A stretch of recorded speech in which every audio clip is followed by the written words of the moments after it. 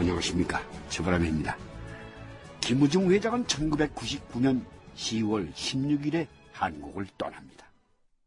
그리고 기나긴 방랑의 시간을 보내다가 5년 8개월 만에 귀국을 합니다. 말이 많았죠.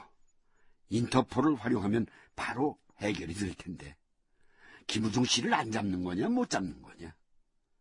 그는 과연 왜 그렇게 오랫동안 해외를 떠돌아야 했을까요? 전 국민들은 그의 입국 모습을 텔레비전으로 보면서 그의 입만 바라보았습니다. 사람들은 그 배경을 무척 궁금해했습니다.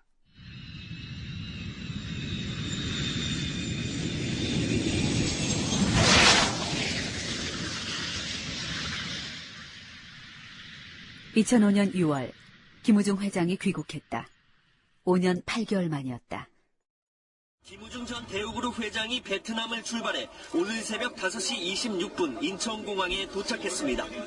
국민들에게 하고 싶은 말씀 한 말씀만 주세요. 진심으로 죄송스럽게 생각합니다.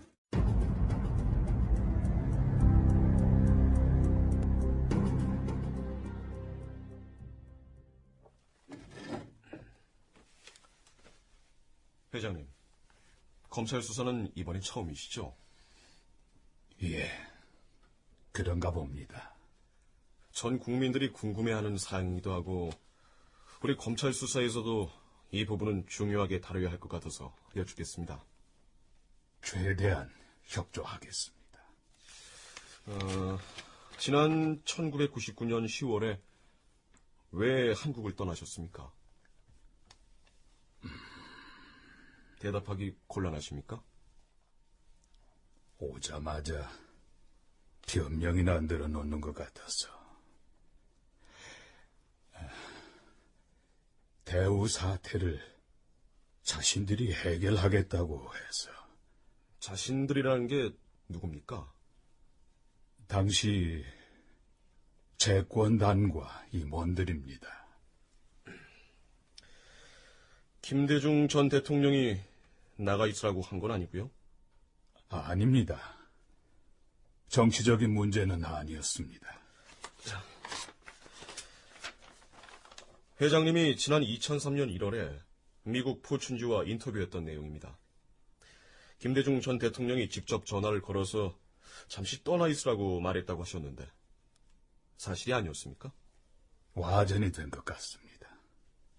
사실이 아닙니다. 대우그룹 회장을 조사 중인 대검 중수부는 8일 김 전 회장의 출국 과정에 압력을 행사한 의심을 받고 있는 정관계 인사를 이번 주부터 본격 조사키로 했다. 전직 대우 경영진은 김 씨의 출국 과정에 당시 경제정책 라인이었던 이기호 전 청와대 경제수석, 이헌재 전 금융감독위원장, 이근영 전 산업은행 총재, 오호근 전 기업구조조정위원장 등이 관여돼 있다는 내용의 진술서를 제출한 바 있다.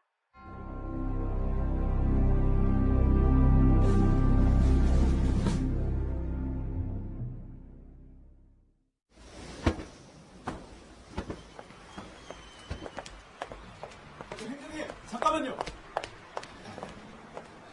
요즘 기자들 눈에 띄기 싫어서 몰래 빠져나가는 참인데 정 기자한테는 못 당하겠구만. 저 김우중 회장 출국 배경 말입니다. 하실 말씀 없으세요? 뭐 그 얘기요? 그건 기자들한테 100번도 더 말했어. 그 문제에 왜 날 끼워 넣는 거요? 할 말 없어.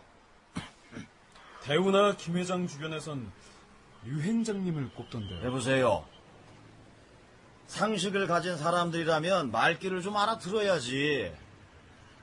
99년 당시 대우그룹 주거래은행은 제일은행이 맞아요. 그러나 그 당시에 우리 채권단은 김우중 씨한테 돈을 받아야 할 입장이었어. 김우중 씨더러 나가 있으라고 말하는 게 상식적으로 이해가 돼요? 일단은 붙들어 놔야 한 푼이라도 받을 수 있지 않느냐 이거야. 아니라고 하죠? 정말 아닌 것 같은데. 이근영 산업은행 총재, 김중건 비서실장, 이기호 경제수석, 이헌재 전 금감위원장. 줄줄이 나오는 이름은 많은데 하나같이 아니라고들 하는군요. 최고위층이란 말도 나오고 있잖아. 그러게요. 그런데 어느 건물의 최고위층을 말하는 걸까요? 뭐야? 그 당시 김우중 회장의 출국 배경에 누가 있었느냐의 문제에 시선이 집중된 이유는 사법 처리를 면하게 해주는 대신 해외 도피를 유도한 것 아니냐의 문제 때문이었다. 그렇게 되면 범인 도피죄에 해당된다. 그러나 지금까지도 그 진실은 밝혀지지 않았다. 우리가 김 회장의 출국 직전 상황을 미리 들여다본 이유는 그 시간이 대우그룹의 막판 해체 과정이 겹쳐지기 때문이다. 시계바늘을 다시 1999년 9월경으로 돌려본다. 앞으로 자동차 내수와 애프터 서비스, 부품 등 서비스 선진화에 주력하겠습니다. 또 국내외 250만 대 생산 판매로 대우 자동차를 세계 10위권 회사로 진입시키는 것을 마지막 사업으로 워크아웃 결정 일주일쯤 후 김우중 회장이 용인 대우인력개발원에서 사원들을 대상으로 연설을 했다. 대우 자동차에 대한 그의 악착 같은 미련이 엿보이는 대목이다. 회장님, 오늘 강연에서 하신 말씀에 사원들이 감명을 받은 것 같습니다. 그렇게 보이던가. 회장님 말씀 한마디 한마디에서 위기감을 느끼면서도 다시 해보자는 다짐 같은 것도 읽을 수 있었습니다. 그래. 그래야지. 앞으로 두 손 불끈 쥐고 모든 것을 바쳐서 일어서 보자고. 예, 힘내십시오, 회장님. 이렇게 왕성하게 움직여주시면 무엇보다도 요즘 일각에서 거론되는 회장님의 그 조기 퇴진론에 쐐기를 박는 효과도 있을 겁니다. 하지만 나만 물러나면 모든 게 해결될 거라고 생각하는 사람들이 너무 많지 않은가? 아마 그래도 국민 여론이 도움이 될 겁니다. 대우 자동차는 이제 국민 기업입니다. 그러나 국민 여론은 물론 시간도 김우중의 편이 아니었다. 한편 GM 한국본부장실. 본부장님, 김우중 회장이 대우 자동차에 아직도 미련이 많이 남아있는 것 같습니다. 그럴 테죠. 미스터 킴에게 있어서 대우 자동차는 최후의 보루입니다. 그러나 한국 정부의 입장이 워낙 완강하기 때문에 김 회장의 미래는 비관적이지 않습니까? 비관적입니다. 이젠 우리도 비즈니스를 시작할 때가 된 겁니다. 그동안은 무시할 수 없는 인간적인 관계도 있고 해서 망설인 부분도 있었지만. 인간적인 관계요? 알잖아요. 나와 대우자동차 김태구 사장은 그동안 호영호재하던 관계였습니다. 김우중 회장과도 오랫동안 친구였고요. 한국의 관습을 생각할 때 상대방이 어려울 때는 야박한 거래를 하지 않는 게 도리에 맞다고 생각했어요. 이제 때가 됐다고 판단하신 겁니까? 그렇습니다. 때가 왔을 때 정확하게 비즈니스를 해야 합니다. 난 이미 협상의 기본 원칙도 마련했어요. 어떤 기본 원칙입니까? 앞으로 우리가 상대해야 할 쪽은 한국 정부와 대우차의 채권단입니다. 대우차의 칼자루는 채권단으로 넘어갔어요. 우선 기초실사를 다시 합시다. 최대한 자세하게. 그리고 우리 편으로 끌어올 수 있는 한국 내 모든 루트를 정리해보세요. 청와대는 물론 정관계, 재계까지 인맥을 점검해봅시다.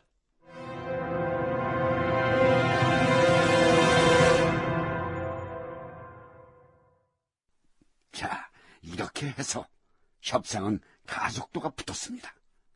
앨런 페리튼 GM 코리아 사장은 수십 년 동안 쌓아온 한국 인맥을 총동원했다고 합니다.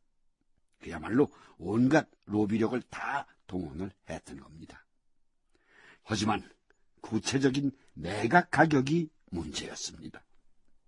당연히 사고 싶은 사람은 싸게 사고 싶었고 또 팔아야 하는 쪽은 제값을 받고 싶어 했겠죠. 그 줄다리기는 또 어떻게 진행했을까요? 현재 GM에서 의욕을 얼마나 보이고 있어요? 대우자동차의 GM 협상 과정은 청와대에서도 중요 관심 사항이었다. 그동안 김우중 회장까지 직접 뛰면서 총력을 기울이고 있지만 구체적인 성과는 나오지 않았습니다. 9월에 들어서야 실사에 매달리고 있는 모양입니다. 대우자동차를 인수하기는 한다는 것입니까? 결과를 논하기에는 성급하다는 쪽인 것 같습니다. 부채 문제까지 포함해서 우선 실사에 집중하겠다는 입장입니다.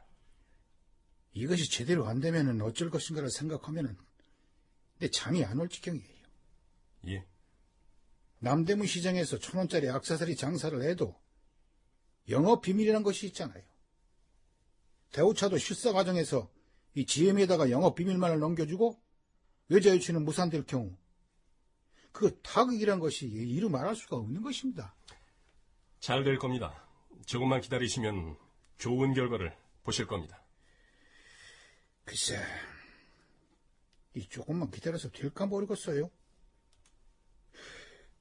강 장관은 뱀 이야기 못 들었어요?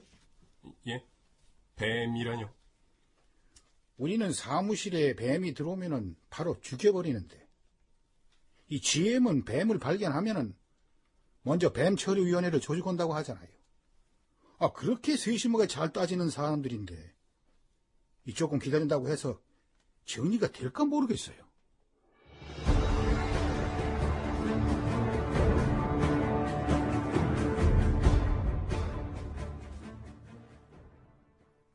변화가 온 것은 대우에 대한 워크아웃 50여일이 흐른 10월 중순이나 되어서였다. 한국 언론들이 우리 협상 분위기에 지나치게 큰 관심을 보이고 있어서 부담스럽습니다. 대우자동차 정도라면 어느 나라의 기업이었더라도 이 정도의 관심은 받을 수밖에 없겠죠. 가격이 얼마인가까지 관심을 지나치게 보여주고 있으니 부담스럽습니다. 사실은 관심의 핵심이 얼마에 팔리느냐가 아니겠습니까? 그게 우리의 가장 큰 관심이기도 하고요. 자, 보시죠. 네.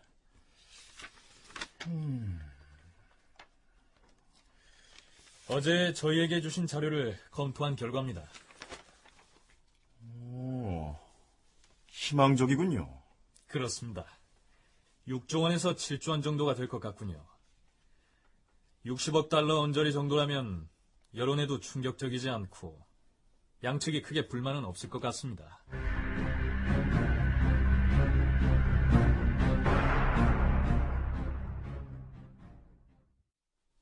$60억 선이요?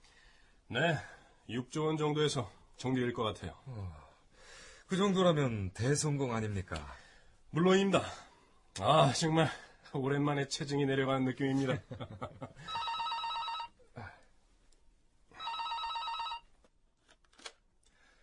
금감위원장입니다. 위원장님, GM과의 협상 상황이 안 좋습니다. 무슨 상황이? 이미 언급된 60억 달러는 GM 측에서 내놓는 모든 조건을 충족한다는 것을 전제로 한 것이랍니다. 뭐야? 결국 대우차를 그 가격에 팔릴 만한 물건으로 완전히 만들려면 앞으로 30억 달러든 얼마든 더 들어가야 하는데 그렇게 되면 실제 매가격이 30억 달러가 될지 10억 달러가 될지 아무도 모르는 거죠. 그동안 김치국만 마셨구만. GM의 만만디 전술이 또 시작된 것 같습니다. 그게 무슨 말입니까? 약혼녀가 어떤 신부 수업을 하고 어떤 혼수를 준비해야 하는지 지켜보고만 있었던 거예요. 혼인 날짜는 지지부진 잡아주지도 않으면서 말입니다. 부채 출자 전환을 통해 대우차를 공기업화하기로 한 산업은행 측은 누가 됐건 가장 비싼 값을 부르는 업체에 대우차를 넘길 것이라고 말했다. 그러나 현대가 기아에 이어 대우까지 인수할 수 없는 상황이기 때문에 대우는 물론 쌍용, 삼성 모두 외국 업체 차지가 기정사실화되고 있다. 채권단이 선택할 수 있는 카드가 없다는 사실은 해외 매각 협상에서 결정적인 약점이 될 수밖에 없다. 그만큼 국내 자동차 업체의 헐값 매각과 산업 기반 위축이 불가피한 것이다. 그 당시 여론은 GM 편이 아니었습니다. 그게 문제였습니다. 포드 자동차에 이어서 현대 자동차까지 GM과의 일방적인 협상에 반대를 하고 일어섰습니다. 그런데 그렇게 질질 끌어오던 협상이 해를 넘겨서 이듬해 1월에 완전히 타결됩니다. 그 안에는 또 무슨 일이 있었던 것일까요?